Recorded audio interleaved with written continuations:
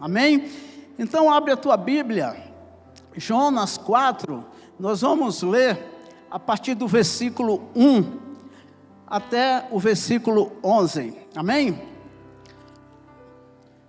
Quem tiver dificuldade de encontrar, porque não é fácil encontrar Jonas, pode acompanhar aqui. Amém? Vamos ler juntos? Na verdade, o título é o descontentamento de Jonas e a resposta do Senhor. O capítulo 4, no versículo 1, diz assim: Mas desgostou-se Jonas extremamente disso e ficou todo ressentido. Orou ao Senhor e disse: Senhor, não foi isso o que eu disse, estando ainda em minha terra? Por isso me preveni, fugindo para Tarsis, pois sabia que és Deus piedoso, Deus misericordioso, longânimo e grande em benignidade, e que te arrependes do mal. Versículo 3: Peço-te, pois, ó Senhor, tira-me a minha vida, porque melhor me é morrer do que viver. E disse o Senhor: é razoável este teu ressentimento. Então Jonas saiu da cidade e assentou-se ao oriente da cidade, e ali fez uma cabana, e se assentou debaixo dela, à sombra, até ver o que aconteceria à cidade.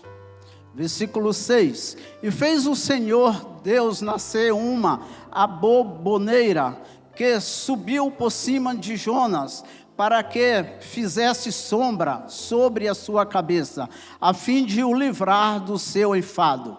E Jonas se alegrou extremo por esta aboboneira.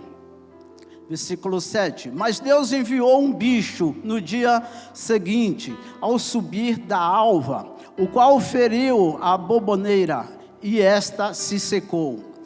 E aconteceu que, aparecendo o sol, Deus mandou um vento calmoso, oriental, e o sol feriu a cabeça de Jonas, e ele desmaiou, e desejou com toda a sua alma morrer, dizendo: melhor me é morrer do que viver. Então disse Deus a Jonas: é acaso razoável que assim te enfades, por causa da aboboneira? E ele disse: é justo que me enfade a ponto de desejar a morte. Versículo 10: E disse o Senhor: tiveste compaixão da aboboneira, no qual não trabalhaste, nem fizeste crescer, que em uma noite nasceu e uma noite pereceu. Vamos para o versículo 11, que é bem interessante. E Deus falando: e não hei de ter compaixão da grande cidade de Nínive, em que estão mais de 120 mil homens, que não sabe discernir entre a mão direita e a mão esquerda, e também muitos animais? Deus finalizou falando para Jonas: meu Deus e meu Pai, Senhor, nós te damos graça nesse momento, Senhor. Só Tu pode manifestar a Tua presença, o Teu amor, Senhor. Fale conosco nessa noite. Derrame sobre nós o Teu Espírito e a Tua bondade. Derrame o Teu querer nas nossas vidas, Senhor. Que a Tua palavra possa vir de encontro às nossas necessidades. Nós possamos compreender aquilo que Tu quer falar conosco, Senhor. E nós estamos aqui atentos, Senhor, para ouvir e guardar a Tua palavra, na obediência do Teu Espírito, em nome de Jesus, amém. Toma assento, irmãos. Você percebe aqui que nós estamos finalizando todo aquele trajeto de Jonas com Deus. O início disso aqui você já conhece, né? Há muito tempo, você já ouviu. Outro dia mesmo o pastor pregou sobre isso aqui. Mas porém, aqui Deus nos deu o desenrolar disso tudo. O livro de Jonas, ele é um livro polêmico, podemos dizer. Não polêmico diante, assim, de confusão bíblico, né? Não, mas ele é repleto de milagres. Você percebe que existem muitos milagres. E olha, que é um milagre que está relacionado a um profeta. E esse profeta desobediente. Vocês conhecem a história. Pensa em um homem desobediente. Era esse profeta. O profeta Jonas, ele era cheio de desculpa para com Deus. Mas com Deus as coisas são mais difíceis, né? Contra Deus não existe argumentos. Procurando entender um pouquinho de Jonas, o pai de Jonas também era profeta, talvez não conhecido quanto Jonas. E Jonas, ele já é citado na Bíblia, lá no livro de Reis, 2 Reis 14, 25, Jonas é citado na Bíblia, mas ainda como um servo de Deus. Na época o povo de Israel estava sofrendo muito, e Jonas era um servo, um homem muito temente a Deus. Mas o pai dele era o profeta. E aí desenrolou uma situação muito, digamos, complicada para Jonas. Fora do contexto bíblico, fora da Bíblia, existe um relato, e aí a gente fica, é verdade ou não é? Que Jonas era filho de uma mulher, aquela mulher que Deus enviou o profeta Isaías para ir, né, fazer uma refeição na casa dessa mulher. É uma história muito linda essa aí. Quer dizer, Deus mandou Isaías para a casa de uma mulher, e chegou lá, essa mulher não tinha comida. Você conhece essa história. Não faz parte do que nós vamos falar hoje aqui. Então, alguns estudiosos acham que Jonas era filho dessa mulher. Porém, baseados em algumas consultas, eu fui atrás disso aqui, mas eu não consegui ter nada que se encaixasse, podemos dizer assim, nesse relacionamento de Jonas com aquela mulher. Mesmo porque eles falam que Jonas era de uma cidade e essa mulher era de uma outra cidade totalmente diferente. Então a Bíblia não fala e não dá referência sobre isso. Mas isso são pessoas que estudam, né? E nós também podemos até dar crédito, porque nem tudo está escrito na palavra de Deus. Isso aí é fora de um contexto bíblico. Mas então vamos voltar aqui ao texto, onde nós lemos, né? Então vamos dividir esses nossos versículos de pouquinho em pouquinho, para ver como é que a gente consegue entender toda essa passagem desse grande profeta chamado Jonas. Voltando aqui no versículo 1, mas desgostou Jonas extremamente disso e ficou todo ressentido. E orou a Deus a dizer, ó Senhor, não foi isso que eu disse, estando ainda lá na minha terra? Por isso, me preveni, fugindo para Tarsis, né? Pois sabia que o Deus é Deus piedoso. Deus é o Deus maravilhoso. Visto isso da desobediência de Jonas, né? Deus entendeu que Jonas aqui, ele estava arrependido. Ele estava arrependido do que ele fez, porque ele sabia que lá na frente ele ia ter um compromisso com Deus. Ele ia ter que conversar com Deus, por causa daquela desobediência. Deus mandou ele ir para um lugar, e ele foi para o lugar contrário. E aí ele quis, baseado nessa desobediência, ainda querer justificar para Deus, que Deus sabia disso. Deus, o Senhor é sábio, você sabia que eu estava indo para outro lugar, né? Então ele queria se livrar, digamos, da ira de Deus, das promessas de Deus. Que ele falou, eu fui para Tarsis, né? O Senhor mandou para Nínive, eu fui para Tarsis, mas o Senhor sabia, né, que eu tinha ido para lá. O Senhor sabe de todas as coisas. Ele querendo já se justificar para Deus, essa decisão dele, para ver se Deus pudesse, né, até mesmo perdoar ele, ainda que Deus usou de todos os meios que ele tinha que cumprir, pelaquela determinação que ele tinha. E Jonas ficou muito preocupado. E aí a gente começa a entender uma coisa, com Deus, é isso, é entre mandar e pedir. A gente percebe que existe uma diferença. Quando a gente pede para fazer uma coisa, eu estou pedindo, né? Por favor, faz isso. Na hora de mandar é uma maneira diferente, né? Então Deus orientou, de início pediu, ele não obedeceu, aí Deus mandou. Olhe a quem que levou Jonas para aquela cidade. Foi terrível a situação de Jonas, por causa da desobediência. Essas coisas, amados, servem para nós também. Nós temos que estar muito atentos com Deus.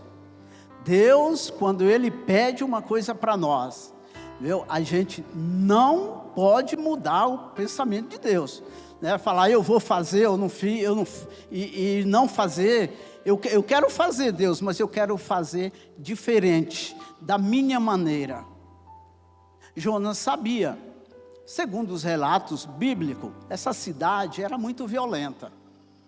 Uma cidade muito, muito violenta, governada, tinha um rei lá, esse rei era muito maldoso também, né? E isso que fez, talvez, Jonas desistir desse propósito, de mudar com medo. Ainda que ele era um profeta, passou de servo para profeta, e Deus já sabia disso, que um dia o Jonas ia negar a ele. E aí, a gente até não entende muito, né, os propósitos de Deus. Se Deus sabia de tudo isso, como que Deus, né, elegeu Jonas como um profeta. Mas Deus sabe de todas as coisas, porque quando Deus tem um propósito para que eu faça a obra dele, eu vou ter que fazer, ou de uma maneira ou de outra. Eu posso até recusar, mas as consequências são sérias.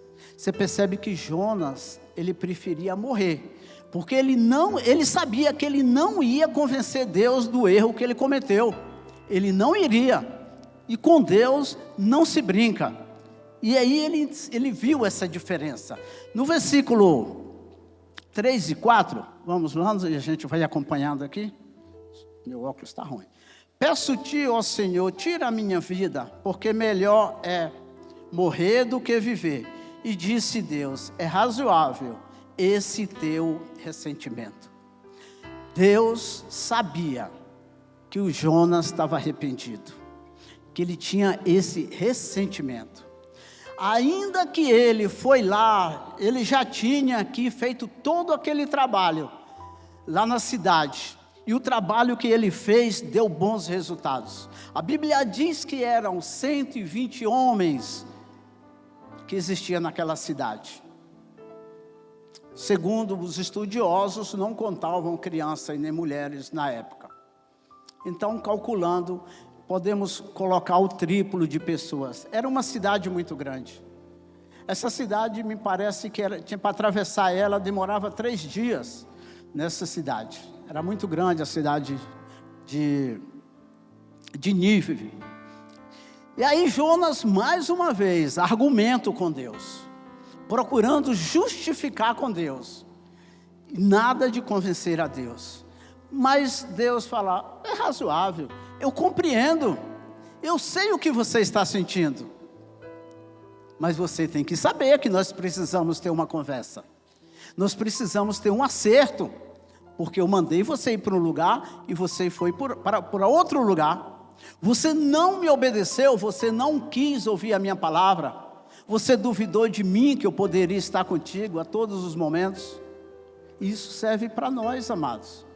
Quantas vezes nós, às vezes, no nosso coração, até duvidamos de Deus. Ainda que nós não manifestamos, nós temos dúvida até que Deus faz milagres muitas vezes. Quantas vezes nós temos os nossos problemas, colocamos na mão de Deus, e aí vem aquela coisa chamada sentimento. Aí eu não consigo dormir. E eu coloquei nas mãos de Deus, confio em Deus, sei que Ele é o Deus das providências. Aí eu não consigo dormir. Eu pego o meu problema e conto para um. Eu pego o meu problema e conto para outro. Eu vou recorrer a pessoas que nem podem resolver o meu problema. E eu esqueço que eu entreguei a Deus. Isso é muito comum nas nossas vidas. É muito comum. Isso é podemos dizer assim, um instinto do ser humano. Instinto. E Deus compreende, Ele falou para Jonas, é razoável. Eu entendo você, Jonas, mas a nossa conversa nós temos que ter. Eu quero ver. Eu só queria, Jonas, que você viesse até aqui. Era isso que eu queria no começo. Não precisava você desviar. Olha o que você causou. Você causou prejuízo para aquela embarcação. Muito prejuízo. Aqueles homens, que eles não tinham nada a ver com a sua história, Jonas, pagaram um preço alto. Você me deixou irado, Jonas. E sem falar, você causou um constrangimento para aquele peixe, Jonas.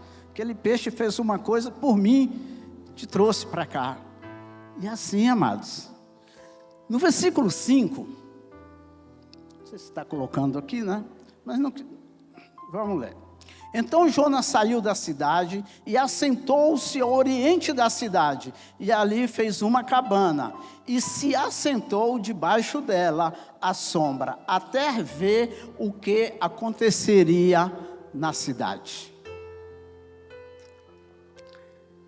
Jonas saiu da cidade e foi lá para fora da cidade, querendo saber o que ia acontecer com aquela cidade, depois que ele passou naquela cidade, 3 dias, pregou, falando da palavra de Deus, tocou no coração do rei daquela cidade, mas até então, o Jonas, você sabe com essa história, Jonas queria que aquele povo lá morresse, que Deus matasse aquele povo.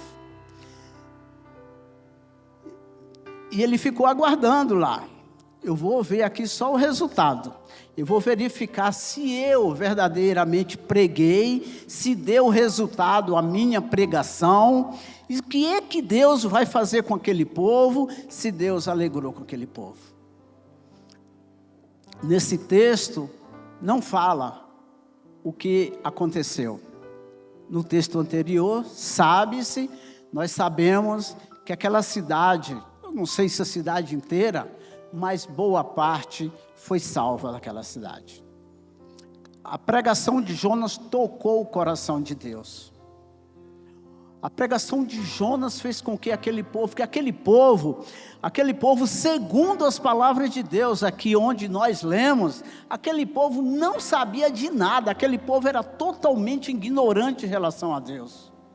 Deus fala que aquele povo, eles não sabiam, que a mão direita não sabia o que a mão esquerda fazia. Aquele povo não tinha conhecimento nenhum. E Deus lá atrás olhou e viu aquele povo será um povo abençoado, eu tenho que fazer um sacrifício. E Deus usou Jonas, e Deus pode usar pode usar você que está aí. Quantas pessoas tem nesse bairro, no seu bairro, que às vezes você não é desse bairro, ou mesmo se você é de uma outra cidade, que está na mesma situação do povo de Nínive. E você é um canal de bênção, você que veio aqui hoje, você veio para ouvir uma palavra. Você sabe que Deus vai lá manifestar na tua vida, para você visitar alguém lá, na tua rua. Você não vai sair batendo de porta em porta, porque pode ser que seja constrangedor. Nós temos pessoas de outras denominações que fazem isso, mas não é o nosso hábito. Eu também não estou criticando eles são corajosos, né? Mas nós podemos, sempre que surgir uma oportunidade, sempre que alguém te dá uma brecha para falar de alguma coisa sobre Deus, não perca a oportunidade. Você é um canal de bênção, você vai alegrar o coração de Deus. Olha que sacrifício que Deus fez para levar Jonas para lá. A maior alegria de Deus, podemos dizer, é na convenção de alguém. Quando alguém se converte, quando alguém amolece o seu coração, que alguém aceita Jesus, que alguém vai lá, toma decisão, batiza. Quando alguém vai lá, prega para alguém, muda a vida de alguém. É assim que faz. Uma vez eu fiz até um comentário tinha um amigo meu, é o pastor Rogério, né? O pastor Rogério, Muitos aqui conhecem ele. Ele era da nossa igreja, né? Uma vez eu tive a oportunidade de falar para ele: pastor Rogério, nós hoje, nós podemos pensar assim: eu não ressuscito ninguém, eu não tenho esse poder. Amados, nós temos o poder de ressuscitar uma pessoa. Aquela pessoa que está lá na sarjeta, morto, aquela pessoa que o diabo está fazendo ele de escravo, aquela pessoa que não tem nenhuma perspectiva de vida. Se você for lá e pregar para aquela pessoa, você está fazendo uma coisa extraordinária. Você está ressuscitando aquela pessoa. Aquela pessoa estava condenada à morte, e a segunda morte, porque de repente ele está lá, vê uma doença, leva ele sem conhecer Deus, pronto, acabou. E uma palavra sua, daquele ombro amigo, aquele momento. Hoje o pastor falou uma coisa bem interessante aqui. Nós estávamos aqui hoje de manhã, e ele falou, né, se um mendigo chegar perto de você, né, e ele citou outras pessoas com outros problemas também, que não vem o caso, nós não vamos citar aqui. Se chegar perto, você tem coragem de abraçar? Você tem coragem de falar para ele de Jesus? É assim que nós precisamos. Deus se alegra, Deus se manifesta nas pessoas que vai e divulga o nome dele. Essa é a maior alegria de Deus. O tempo está passando. Vamos ver o versículo 6, que é bem interessante. E fez o Senhor Deus nascer uma aboboneira, que subiu por cima de Jonas, para que fizesse sombra sobre a sua cabeça, a fim de que o livrar do seu enfade. E Jonas se alegrou em extremo por causa da aboboneira. Amém? Eu entendo que essa passagem aqui é muito interessante, ainda que seja uma planta. A palavra de Deus fala que ele se alegrou ao extremo. Aquele medo, aquela vontade de morrer acabou por causa de uma planta que Deus fez nascer. Em um dia, Deus fez nascer essa planta para fazer sombra para ele. Talvez lá estava em um calor extremo, igual estamos aqui, né, no nosso país, e Deus fez. Foi uma coisa, e ele de repente, ele pegou aquela planta ali, como num ditado popular, ele se apaixonou por aquela planta. Uma aboboneira. Ela cresceu em um dia. Como Deus fez crescer, talvez também ela já começou a dar fruto em um dia, os pássaros já veio e já começou a se beneficiar de algum fruto, e aquela planta lá foi a alegria de Jonas, para ele se alegrar ao extremo. Ele esqueceu que estava querendo morrer, ele esqueceu, né, que Deus está virado com ele. A partir daquele momento ele se alegrou de uma maneira tão extraordinária, que ele falou: Deus está gostando de mim demais, está me amando por eu estar nesse lugar, por causa de uma planta. Visto que agora Jonas está muito feliz. Um dia só, uma coisinha que Deus fez na vida de Jonas, alegrou muito a ele. Mas ainda Deus tinha um acerto com Jonas. Deus ainda precisava falar com Jonas. Aí, e no dia seguinte? No dia seguinte, vamos ler aqui o versículo 7. Meu Deus. Mas Deus enviou um bicho no dia seguinte, ao subir da alva, o qual feriu a bomboneira, e esta se secou. Versículo 8. E aconteceu que, aparecendo o sol, Deus mandou um vento calmoso, oriental, e o sol feriu a cabeça de Jonas, e ele desmaiou, e desejou com toda a sua alma morrer, dizendo: melhor é morrer do que viver. Olha como o homem muda de opinião de um dia para outro, por causa de uma planta. Até ontem esse homem estava feliz, só porque a bomboneira morreu. Deus feriu ela. Depois disso, veio o sol, queimou lá, possivelmente lá, Jonas tinha pouco cabelo também, feriu Jonas, e Jonas ficou irado de novo com Deus. De novo Jonas ficou irado com Deus. Aí ele deseja a morte. Antes ele desejava a morte por causa do ressentimento que teve lá atrás. Agora não, agora ele queria morrer porque Deus tirou a amiguinha dele, que dava sombra para ele. E aí ele começou a pensar: Deus está me castigando, a mão de Deus está pesando sobre mim. Jonas, de novo, preferiu morrer. Mas até então, Jonas ainda precisava, Deus precisava convencer Jonas de o porquê disso tudo. Precisava falar para Jonas. Agora a mão de Deus pesou contra ele por causa dessa planta que ele amava demais e estava alegrando a vida dele. Vamos para o versículo 9.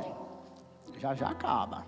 Então disse Deus a Jonas: é acaso razoável que assim te enfades por causa da boboneira?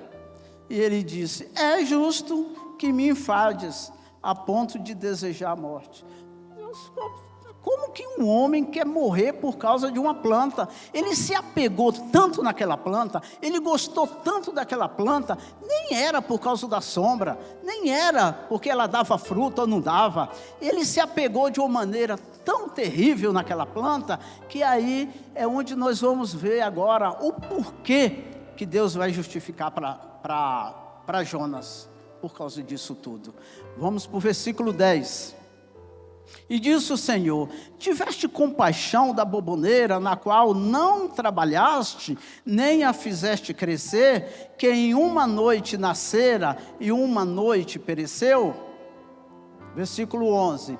E não eu ter compaixão da grande cidade de Nínive, que estão mais de 120 mil homens, que não sabem discernir entre a mão direita e a mão esquerda, e também muitos animais. Aqui Deus novamente fala para Jonas: Jonas, você não fez nada para plantar aquela boboneira, você não regou ela, você não juntou terra nos pés dela, eu fiz tudo, e você estava lá preocupado, ficou bravo, queria morrer pela boboneira. E as 120 homens que tinha naquela cidade, Jonas, você em nenhum momento você se preocupou com aquele povo, em nenhum momento você achou importante aquele povo, Jonas. E eu tive, Jonas, que fazer todo esse sacrifício para salvar 120 mil pessoas. Quantas níveis tem por aí perdida, que nós podemos ir lá e orar. E às vezes nós ficamos apegados, irmãos, desculpa, nós nos alegramos e muito por um bem que a gente consegue, que Deus pode dar hoje e tirar amanhã. Você conhece uma série, né? São muitas coisas que tem aí prazerosas da gente conquistar, né? Coisas que nos traz conforto, que pode chegar hoje e amanhã ir embora de novo. Vem uma enchente, pode levar embora. Estamos falando de uma casa, de um carro. Nós podemos ter um problema e perder o nosso emprego, que chegou hoje, vai embora amanhã. Nós podemos ter um problema na faculdade, que eu abri lá, fiz a minha inscrição, consegui passar, depois vem um problema, eu não consigo pagar. E essas coisas são todos passageiros na nossa vida. Essas coisas vêm hoje, Deus nos dá, e amanhã vão embora. Muitos deles, o ferrugem corrói. Muitos deles, a traça corrói. Muitos deles, o ladrão vem e leva embora. Essas coisas na nossa vida, é a boboneira na vida de Jonas. Mas nós temos coisas preciosas que nós devemos valorizar. É a presença de Deus na nossa vida. E o que nós queremos para as nossas vidas, nós também queremos para aquelas pessoas que não conhecem a Deus. Para aquela pessoa que está desviada, desgarrada, sem destino. Aquelas pessoas, eles têm um valor extraordinário, muito grande. A gente tem uma coisa no nosso coração, que eu entendo que você tem e eu tenho também. Nós não temos interesse nenhum de entrar no céu sozinho. Nós queremos ir em um grupo maior, principalmente as pessoas que nós conhecemos, principalmente os nossos familiares. Essas pessoas fazem parte, não é? Fazem parte do nosso conjunto. Eles fazem parte do nosso grupo que irão entrar nos céus. Essas pessoas nós não podemos perder. Essas pessoas têm que estar com a gente. Essas pessoas são muito fundamental na nossa vida. E nós temos obrigação, porque nós sabemos, ainda que Deus não pediu para você, ainda que Deus não mandou você, mas Ele já tocou no teu coração, que eu e você, nós precisamos fazer isso. Nós precisamos tirar do nosso coração a timidez. Nós precisamos tirar do nosso coração a vergonha de falar da palavra de Deus. Eu sei que você tem coragem, você é corajoso. Eu estou falando isso para você, mas eu falo mais para mim. Como eu sou vergonhoso. Como eu sou uma pessoa muito difícil de encontrar uma pessoa, encontrar uma brecha e falar. Eu sou difícil, mas eu sei da necessidade que eu tenho. Eu sei que as pessoas precisam ser salvas. Eu sei que tem muita gente que só está esperando uma palavra sua. Eu não sei qual que é a palavra. Deus sabe, e Ele vai falar no teu coração como iniciar uma palavra, uma conversa, para trazer alguém para a casa de Deus. Isso é o que nós temos que fazer. Porque nós sabemos, nós já lemos aqui, que nós temos um Deus, o Deus que nós estamos falando, Ele é isso aqui, que você já leu, mas nós vamos, a segunda parte aqui do capítulo 2, Deus Ele é piedoso, misericordioso, longânimo, grande em benignidade e se arrepende do mal. Esse é o Deus que você vai falar para as pessoas. Esse é o Deus que eu vou falar para as pessoas. É nele que eu creio, que eu confio. É nele que está a vitória. É nele que nós dependemos, é nele que nós cremos, é nele que nós temos certeza que iremos passar a nossa eternidade. Amém? Fique de pé.